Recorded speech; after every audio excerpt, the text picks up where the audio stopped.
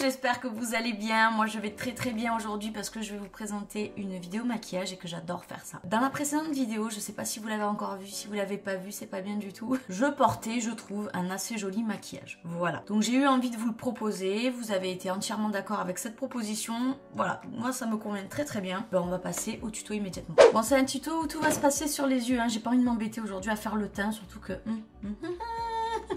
Par rapport à la pilule, j'ai encore des restes de boutons. Axé sur les yeux aujourd'hui à 100%. Donc la toute première chose que nous allons faire, que j'ai déjà faite d'ailleurs, c'est d'appliquer un genre de petite base de l'anti-cerne. Ça marche très bien, moi j'utilise celui-ci. Toujours le même depuis des mois. Je remime le geste. En fait, vous savez, je délimite mes sourcils et hop, après j'estompe jusque sur la paupière. Ça permet comme ça d'effacer un maximum de petits vaisseaux sanguins, de bien accrocher le maquillage, de faire ressortir les couleurs et puis d'avoir vraiment un travail bien fait, homogène. Donc quand on en est là, il va avoir besoin de ça. Alors je sais pas si, bon, si vous avez un équivalent, c'est bien, hein, je veux dire, vous n'êtes pas obligé d'acheter ça. C'est de la marque LF et c'est le Smudge Pot. Je sais pas s'ils en font encore parce que moi je l'ai acheté il y a au moins 2 ans ou...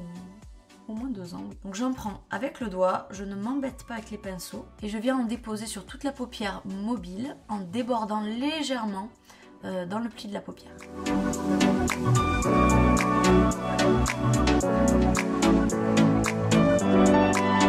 Voilà, il faut que ça donne un petit quelque chose comme ça. Vous voyez que sur des yeux verts, ça envoie du lourd. Oh, sur des yeux bleus aussi, je pense. Sur des yeux marrons aussi. Mais sur le vert, c'est vraiment le genre de couleur qui fait vraiment ressortir votre vert. La seconde étape, alors malheureusement, j'aurai peut-être pas d'alternative. Je n'ai pas de dupe en tête ni quoi que ce soit, donc je vais pas pouvoir vous proposer autre chose que ce produit-là. Mais il s'agit de la poudre Celestial Glitter de la marque Sigma. Ça aussi, ça fait un bail que je l'ai au moins depuis 2 ans et c'est une couleur qui est magnifique. Je vais essayer de vous montrer sans en foutre partout. Voilà, vous voyez. Bon, j'arrête. Je sais pas comment vous dire, c'est vraiment limite holographique. Vous avez du vert, vous avez du rose, vous avez du pêche. C'est un grand mélange et vraiment super joli. Et là, je viens prendre du pigment et je viens en déposer sur au moins toute la partie centrale de la paupière. Pourquoi est-ce que j'applique au pinceau plat et non pas au doigt? Parce que le pinceau plat, il a la particularité d'un peu mieux concentrer les pigments. Après avec le doigt ça doit bien fonctionner aussi, mais le pinceau plat, je sais pas. Je trouve que ça marche encore mieux. Voilà, ni plus ni moins. Maintenant on va passer au plus foncé. Donc le plus foncé, j'avais utilisé... D'après mes souvenirs, parce que je sais plus trop comment je m'étais maquillée, j'avais un peu improvisé, je pensais pas que ça allait finir à un moment donné en vidéo. Donc je me suis maquillée avec ça, avec la palette Vis de chez Urban Decay. Je ne me rappelle plus la combienième c'est. Quoi qu'il en soit, c'est vraiment une très jolie palette, hein. Je vous laisse juger par vous-même. Couleur terrible. Du coup, on va prendre ce fard ici, qui est un marron, un chocolat quoi. J'en prends sur un petit pinceau, donc ça c'est un pinceau tout à fait normal, hein. Enfin rond, un peu étoffé, il n'a pas une forme, une texture particulière, celui-là il est très bien pour l'application. Et lui, je vais venir le tapoter sur le coin externe de ma paupière. Dans un premier temps, on tapote pour accrocher le pigment et après, gentiment, on dégrade et puis on fond. Donc j'ai commencé gentiment comme ça. Je vais faire la même chose dans l'autre sens, de l'autre côté, pardon. Déjà, j'adore l'association de couleurs, hein. Je sais pas ce que vous en dites vous. Moi, je suis vraiment très contente de cette association de couleurs. Ensuite, avec les résidus qu'il y a sur le pinceau, je vais venir simplement, en fait, intensifier le pli de ma paupière.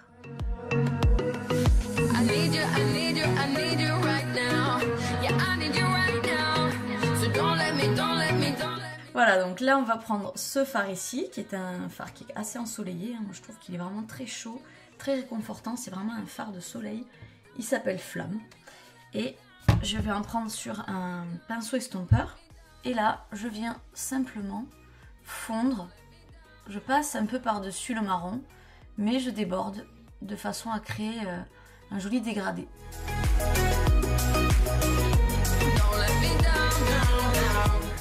Par contre, n'essayez pas de trop fondre dès que vous vous rapprochez de l'arcade sourcilière.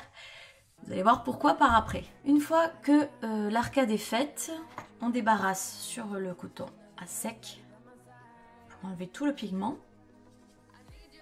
Et on va terminer le haut justement, pour pas que ça fasse un peu trop brut, avec de l'highlighter.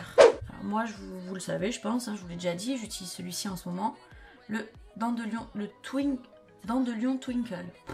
J'arriverai un jour à le dire, j'y arriverai. Comme ceci, assez translucide mais qui apporte pas mal de brillance. Et je viens reproduire exactement le même geste que j'ai fait en transition entre le marron et le orangé, on va dire. Sauf que là, je le fais entre le orangé et ma peau nue.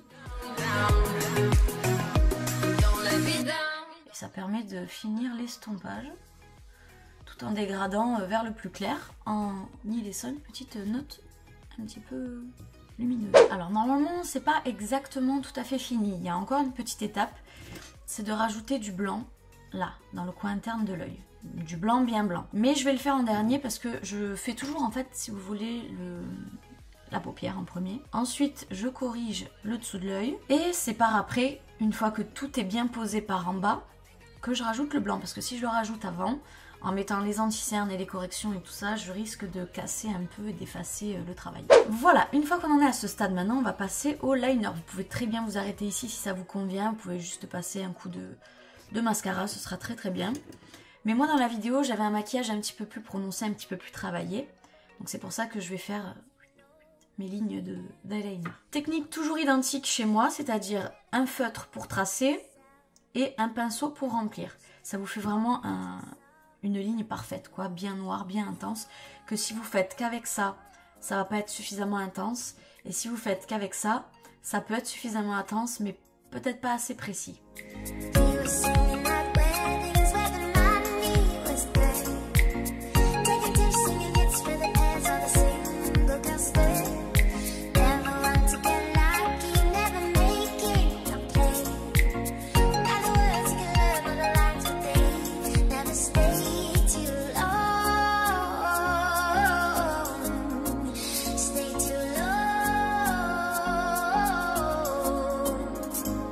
On s'en contentera les amis, c'est pas dégueu.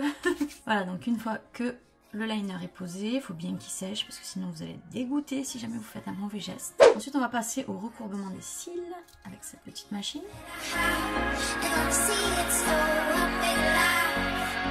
Et ni une ni deux, j'attends même pas de faire l'autre cil, hein, j'y vais direct.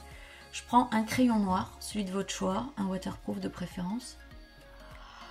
Ah, il est mal taillé, je viens de me faire mal.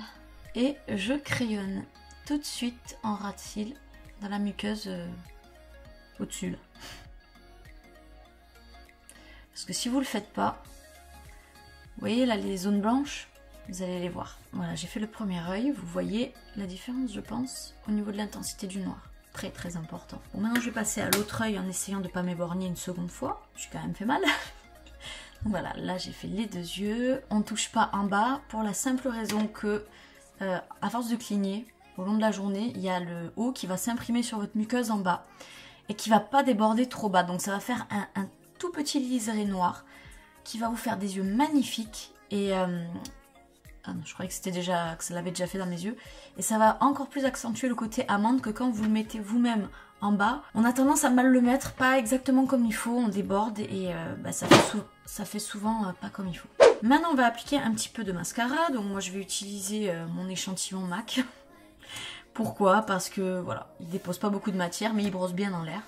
Et c'est tout ce dont j'ai besoin vu que je vais appliquer des faux cils. Après, il va falloir donc appliquer les faux cils, c'est QFD. Et j'utilise ça, la duo mais qui est teintée noire. Parce que comme il y a le trait d'eyeliner qui est déjà noir, si jamais vous mettez de la transparente, ça risque de se voir. On applique la colle, on attend qu'elle sèche légèrement, quelques secondes, de façon à ce qu'elle commence à devenir un tout petit peu transparente. Quand elle commence à devenir un tout petit peu transparente, c'est qu'elle est... Oh, j'ai fait une bêtise. Même plus ce que je disais, moi.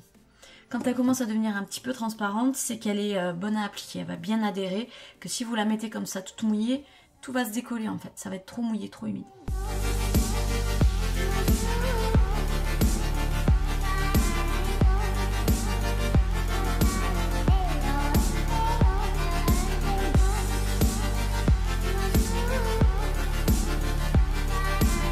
Voilà, Voilà pour les 2 yeux.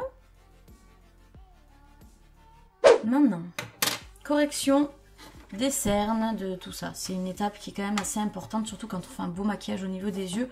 On n'a pas envie que ce beau maquillage soit un petit peu parasité et distrait l'œil de par les contours qui vont être un peu foncés. Et j'arrive pas à y croire, mais si, c'est la toute dernière étape, ça va être le blanc. Alors le blanc, vous savez que Keke, elle utilise toujours les mêmes produits à peu près. De chez Kiko, le 169, qui est un blanc légèrement pailleté, mais un blanc très pigmenté. Je prends sur un tout petit pinceau, c'est mon pinceau à couleur claire, et je viens viser ici, dans le coin interne, je viens rajouter ma touche de blanc. Et ça apporte le petit je ne sais quoi, le petit côté lumière, qui me plaît beaucoup. Vous comprenez pourquoi je ne pouvais pas faire cette étape avant d'avoir corrigé en fait les cernes, parce que sinon j'aurais passé mon pinceau, j'aurais tout estompé, ça aurait été vraiment dommage. Et un peu de gourmandise, ça fait pas de mal. Vous voyez là, dans mon sourcil, il y a vraiment un point où l'arche est vraiment très arrondie. C'est ici et ici. Donc je vais peut-être me permettre un tout petit peu de blanc, mais juste là quoi.